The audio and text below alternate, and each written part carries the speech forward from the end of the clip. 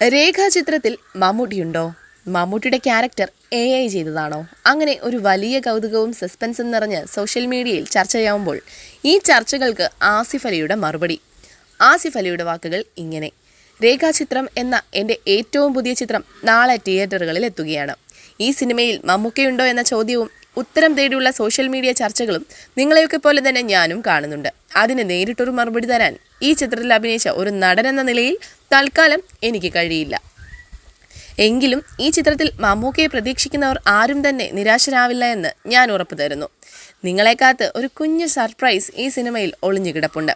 സിനിമയുടെ റിലീസ് കാത്തു നിൽക്കുന്ന ഈ രാത്രിയിൽ നിങ്ങളെല്ലാവരുടെയും മുന്നിൽ വച്ച് തന്നെ പറയേണ്ട മറ്റൊരു കാര്യമുണ്ട്. അത് മമ്മൂട്ടി എന്ന മഹാനടനോടും ഒരുപക്ഷെ അതിലേറെ ഞാൻ ഒരുപാട് സ്നേഹിക്കുകയും ബഹുമാനിക്കുകയും ചെയ്യുന്ന മമ്മൂക്ക എന്ന വ്യക്തിയോടുമുള്ള എൻ്റെ നന്ദിയാണ്.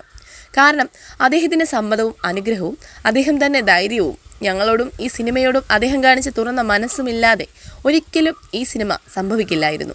ഈ സിനിമയിലെന്ന പോലെ എൻ്റെ കരിയറിലും ദിശാബോധവും ധൈര്യവും തന്ന ഒരു നെടും തൂണായി അദ്ദേഹത്തിൻ്റെ പ്രസൻസ് എന്നും ഉണ്ടായിരുന്നു. ഒരു സോഷ്യൽ മീഡിയ പോസ്റ്റിൽ പറഞ്ഞാൽ തീരുന്നതല്ല. എന്നാലും മമ്മൂക്ക എൻ്റെ മനസ്സും ഉള്ളും നിറഞ്ഞ നന്ദി, ആസിഫ് അലി ഫേസ്ബുക്കിൽ എഴുതി. എന്തായാലും ആ സസ്പെൻസ് തിയേറ്ററിൽ കണ്ടറിയാം. കാത്തിരിക്കാം. നന്ദി.